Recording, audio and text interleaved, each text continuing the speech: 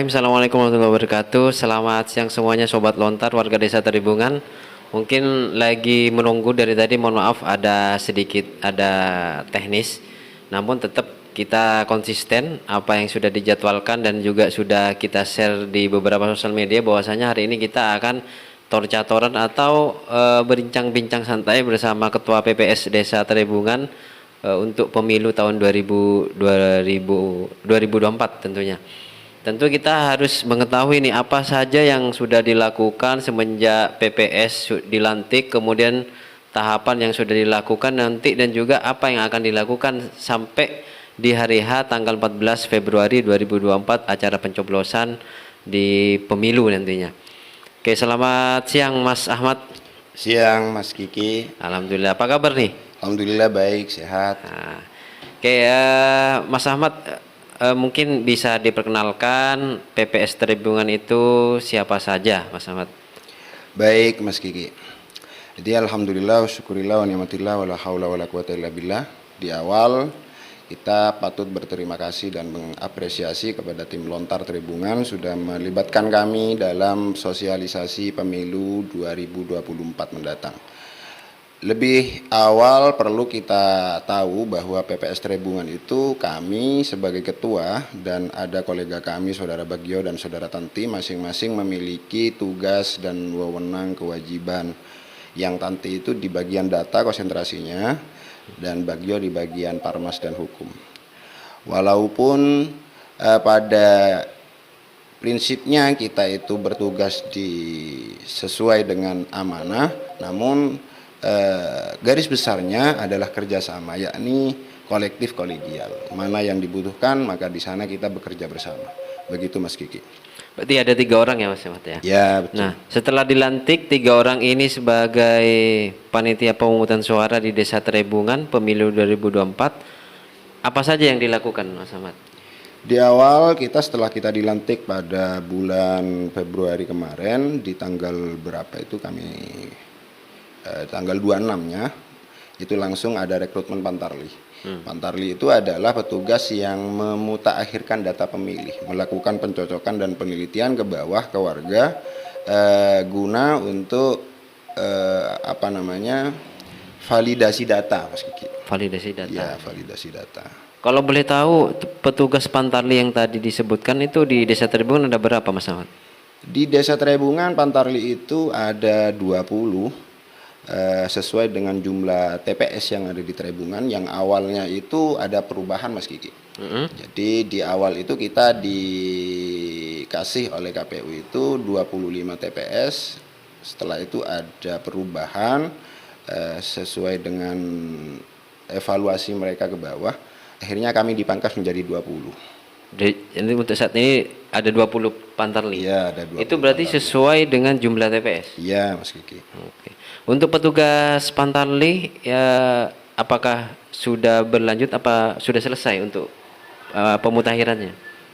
Itu yang penting kami sampaikan juga bahwa pemilu di kali ini itu cukup berbeda dengan pemilu-pemilu sebelumnya Mas Kiki. Jadi Pantarli yang sebelumnya hanya bertugas mencocokkan dan meneliti data-data yang sudah diberikan oleh KPU yang berupa DP4 itu. Betul. Atau yang hari ini kita kenal dengan istilahnya daftar A formulir itu. Itu diverifikasi ke bawah. Namun hari ini tidak sampai di sana, tidak berhenti di sana Pantarli itu. Pantarli itu masa kerjanya berakhir pada tanggal 14 April masih yang akan datang, karena kita butuh mereka untuk membantu di penyusunan daftar pemilih sementara. Maka dari itu alhamdulillah kali ini Pantarli itu bertugas selama 2 bulan Mas Kiki. 2 bulan ya. Nah, kalau boleh tahu nih, setelah mungkin kan ada seleksi untuk petugas Pantarli, untuk tugas Pantarli itu untuk pencoklitan itu apa saja Mas Ahmad? Tugas Pantarli itu yang utama itu secara garis besar adalah mengeluarkan dan memasukkan. Mengeluarkan yang dimaksud di sini adalah men-TMS-kan. Bagi yang memang betul-betul TMS tidak memenuhi syarat untuk dimasukkan kepada daftar pemilih.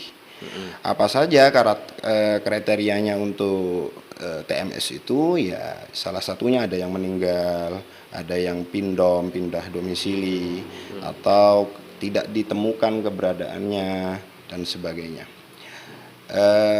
Yang ketiga, memasukkan yang selanjutnya maksudnya ya. Yang selanjutnya adalah memasukkan. Memasukkan itu artinya mereka yang tidak terdata, yang tidak masuk dalam formulir A daftar pemilih itu, mereka dimasukkan dan dikategorikan sebagai daftar pemilih potensial. Itu semua adalah tugas dan kewajiban Pantarli. Secara garis besar, Pantarli itu adalah ujung tombak bagi penyelenggara. Karena tanpanya maka kita tidak akan memiliki data pemilih yang valid sesuai dengan yang ada di lapangan. Hari ini itu Mas Kiki, perbedaannya lagi, hari ini itu adalah sistem yang digunakan itu de jure. De jure itu yang dimaksud adalah by data.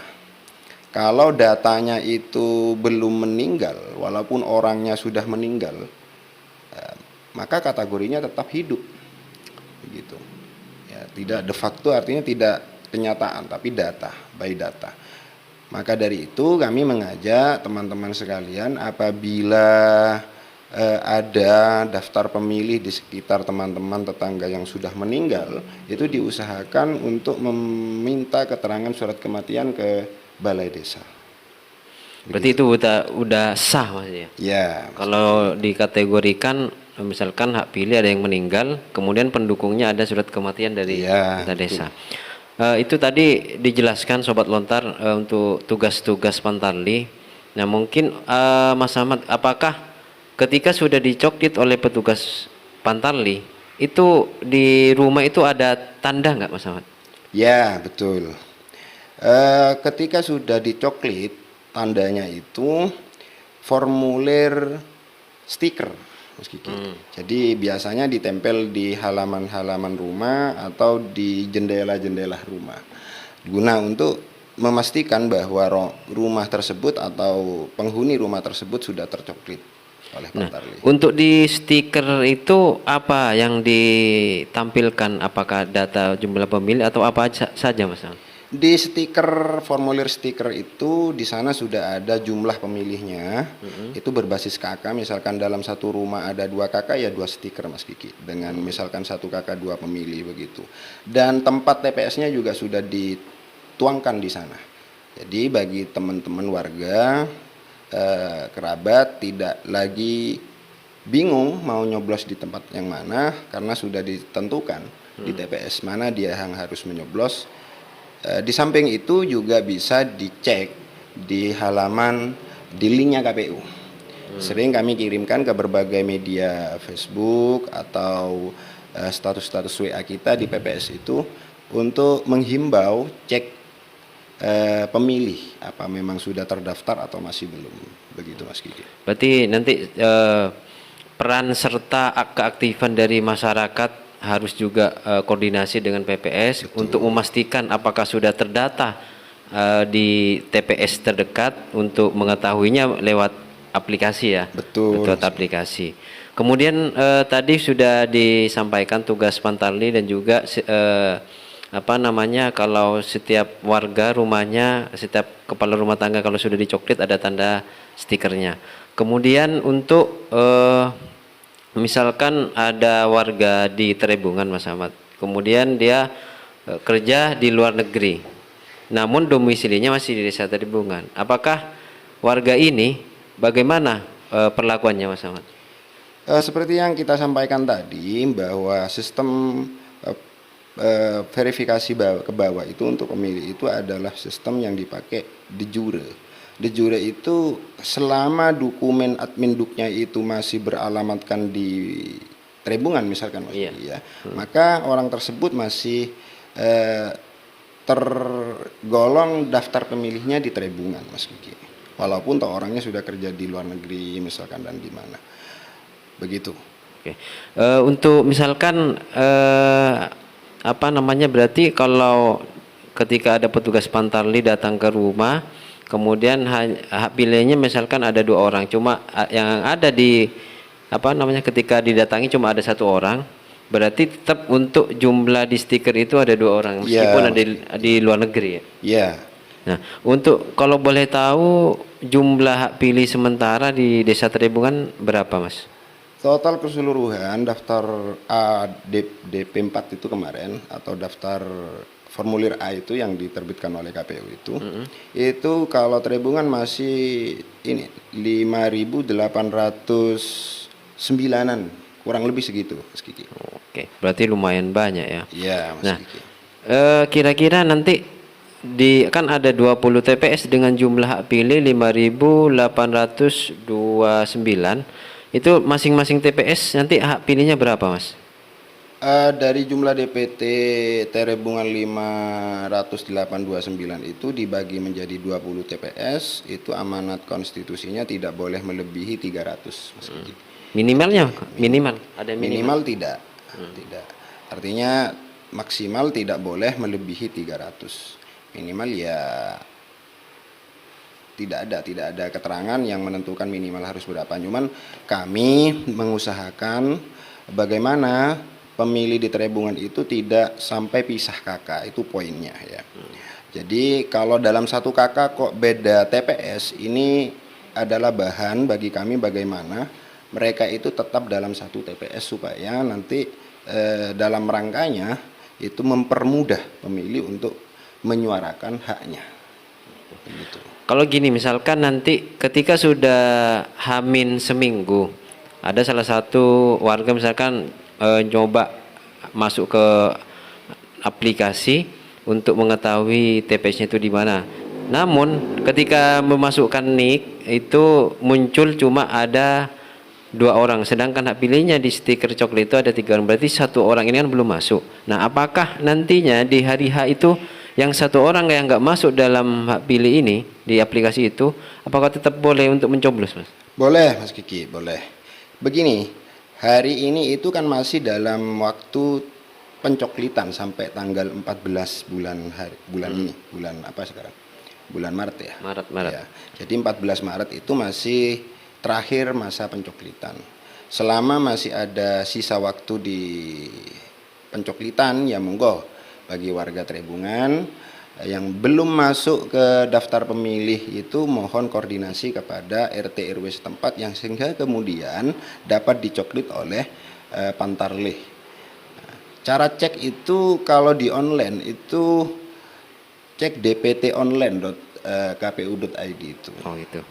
Nah, berarti kita sudah penyelenggara sudah untuk memudahkan bagi warga harus masuk ke dalam hak pilih. Betul. Nah, kemudian nanti tahapan selanjutnya kalau sudah selesai untuk pemutahiran itu penelitian pencoklitan yang dilakukan oleh Pantarlih, apa nantinya, Mas? Selesai itu nanti akan diterbitkan DPS. Setelah ini DPS akan terbit, kemudian ada masukan dan tanggapan dari masyarakat.